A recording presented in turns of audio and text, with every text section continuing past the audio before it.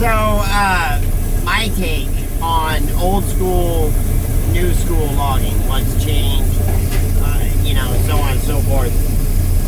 And again, I've been around logging my whole life. I did not pay as much attention as I wish I would have when I was younger, and I was going to work with Dad. And when I first started yard logging when I was 18, a lot of people believe that when you say old school logger, that meant screaming, yelling, just a complete ass. And it's not that way. There's just as many guys, old school loggers, that didn't scream and yell and so on, and were very successful, as there are just as many nowadays that are screamers and yellers and are successful or are not. I don't think the screaming and yelling, I'm not trying to say that is going to define whether you're successful in logging or not. Old school logging, the technology has changed so much, and the logging practices, that I do wish I would have paid a lot more attention, because they didn't have the modern tools that made it easier for them. So they did work harder. Now I do believe that a lot of loggers, old school loggers, were a rowdier, rougher bunch, and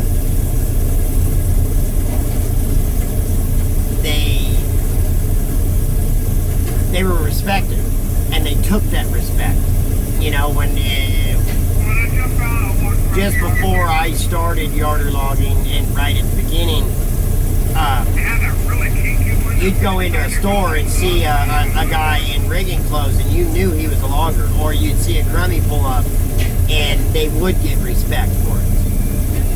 Nowadays, not so much.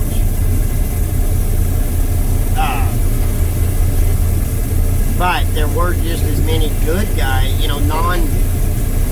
I don't want to say bad or good, but, just as many guys that didn't go out and party and fight and drink all night and whatnot and so forth, and were good, respectable loggers too. Really, the changes have been the technology and the equipment, and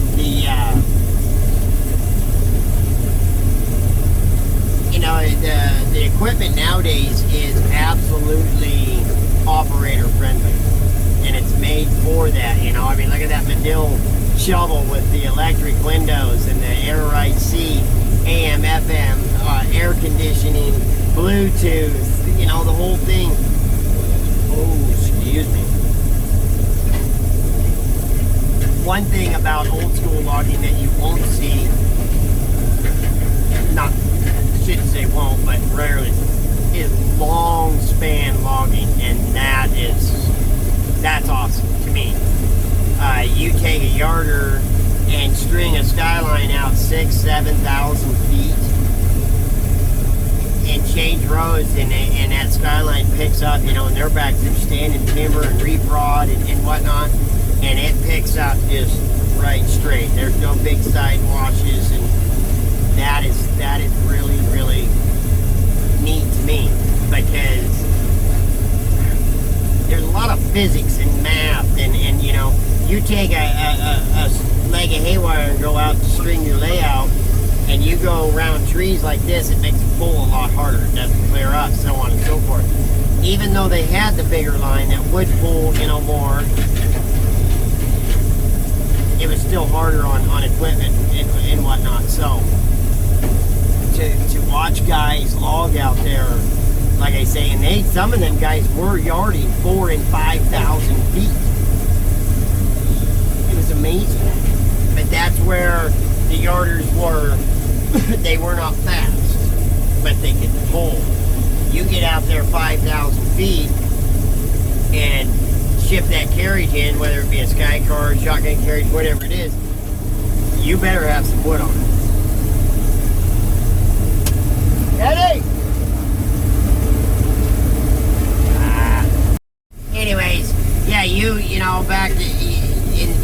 ship a carriage in 2,000 or 3,000 feet with a chunk on it, you didn't pull rigging very long. You know, and even this unit right here, we're not yarding out but 800,000 to 900,000 feet. You get 2 logs like this, it's just not productive. It doesn't pay. They do it, but it doesn't pay. You know, so those guys, like I say, the yarders were absolutely made for power, and that's why the lines were so much bigger. And you know, they would hang a truckload or more on those things and bring it in at one time. Hey!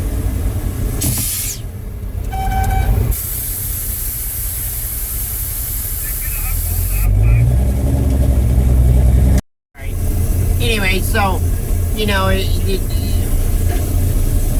nowadays the yarders are smaller lines, you know, but fast, extremely fast, because the logs are smaller. You got to get more of them. We are starting to see an upswing on bigger equipment again. That 4,000 Medill, the 172 Medill yarder is you know, inch and 3/8 Skyline, I think, and they're fast, and they got a lot of power.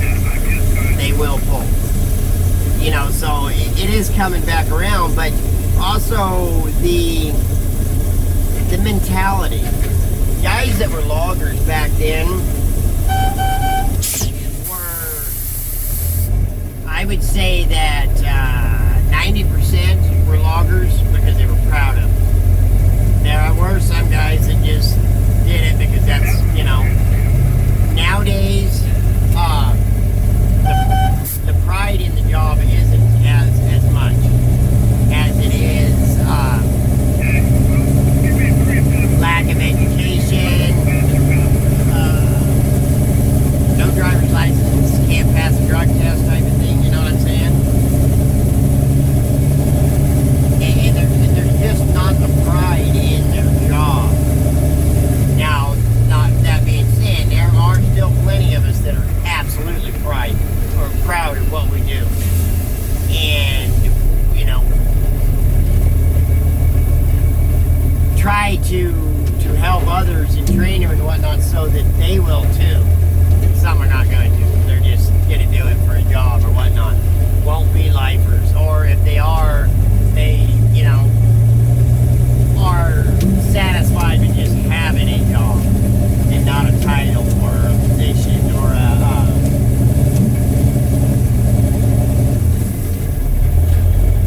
you know, making it to the next step in logging, whether it be going from a rig and slinger to a hook tender, woods boss, shovel operator, so on and so forth.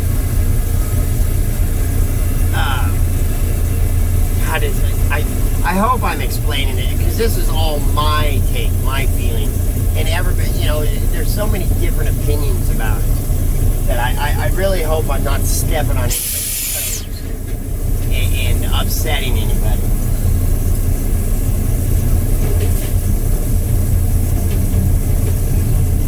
You know, because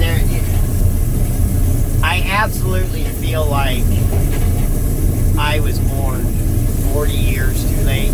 I mean, really,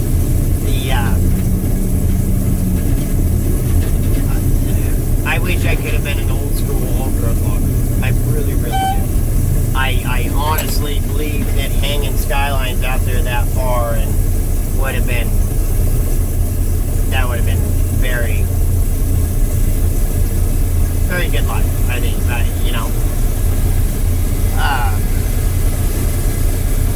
it's just,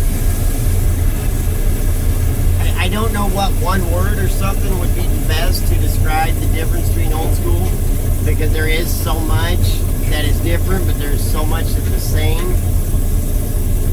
You know, when I first started logging, like I say, that the guys were a rowdier bunch, and boy, they were tough.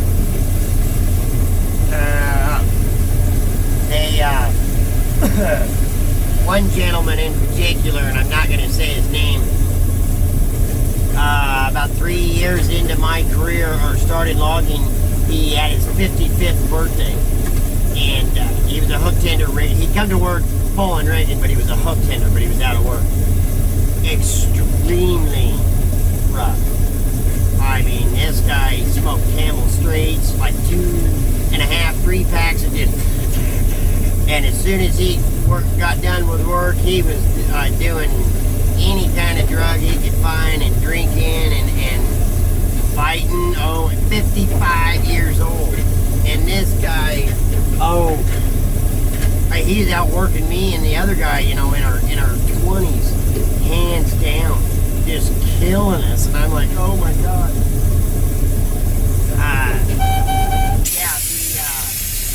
Work all day, work hard all day, hard, and then play hard all night was a very true mentality of the loggers then. They still do that now, but the plan is more motorcycle squad, stuff like that. Not going to the tavern and seeing how many people they can knock out before they go home,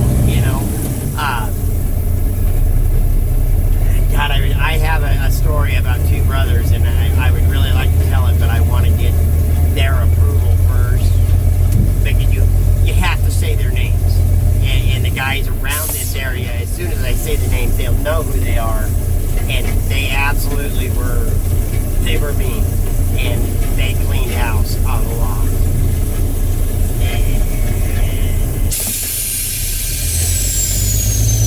But they were very good loggers too, very good. And they expected the people that worked with them to produce too, so.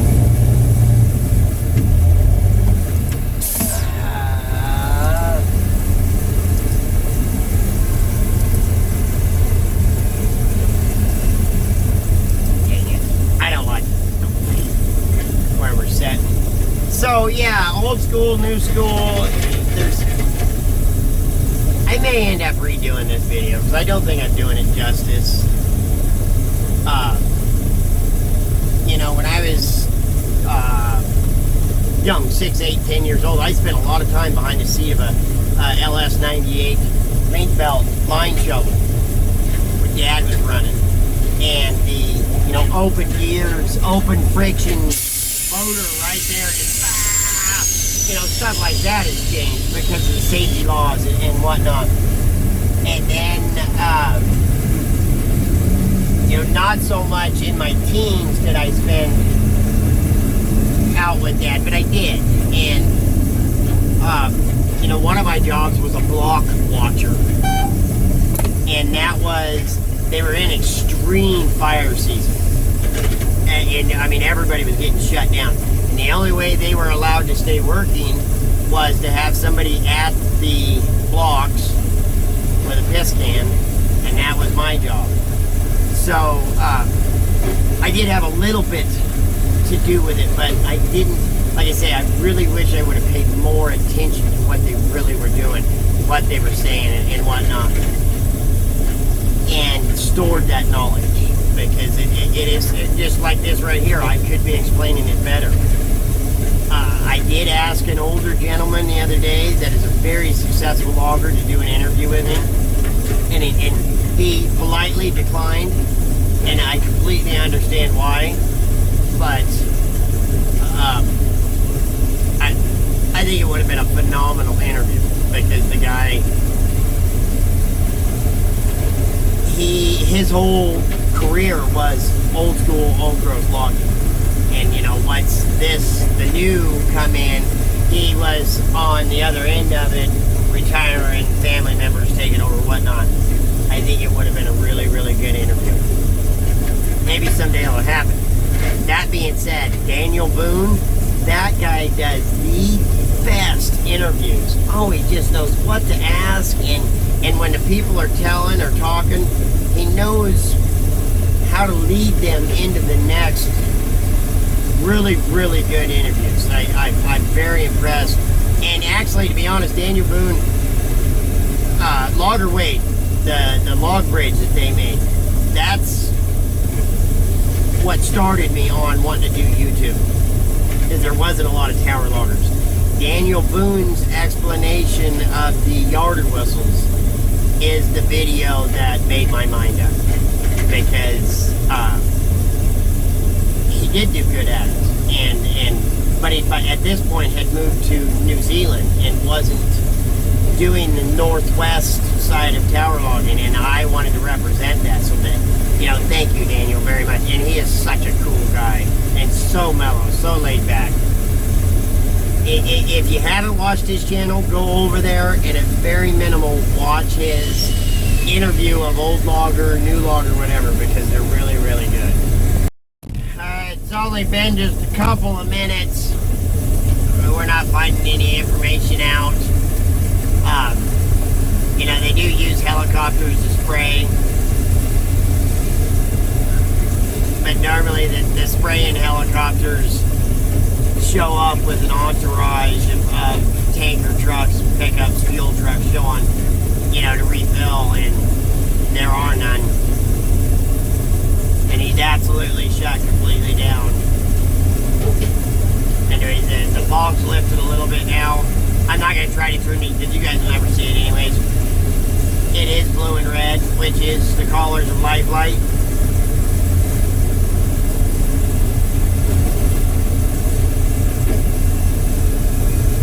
Let's just hope everybody goes home tonight, friends. They cranked the bird up, swirling around. I haven't seen any other activities. But, so yeah, I said about I wanted to do that interview with that old boy, and he declined me, and I said the other day, while I was at the logging show, I ran into one of my old yarder engineers. And I'm going to try to get a hold of him this weekend and do that, because he did a lot of old school logging, and he's got that little yarder site set up in his backyard. It's pretty cool. And he's a really neat guy. Plus, Monday, me, Speed Marine, and another guy that I've trained, you guys are going to get to meet, are going to go. I don't know which yarder it's going to be. It might be, we're going to look at 3 or 4 yarders, and in-depth look at them, and I might do video on every one of them. I'm talking about maybe trying to go live on one of them. I think it'd be cool. But so you're going to get the take that you normally get from me on a yarder, and this other guy is a rig and rat, and then we're going to go into the mechanical end of it with Patrick. So I think that'll be really, really neat. And we're going to do some digging. I mean, we're going to check these things out. Because of my lack of the mechanical aspect of it. Plus, Patrick is, he's a phenomenal mechanic, so that'll be pretty cool. Anyway, story time. What do you think about that, huh? I can't believe the response that I'm actually getting out of the story time. I think that if I did story time every day, there are a few that absolutely would like it. I don't want to. I want to keep story time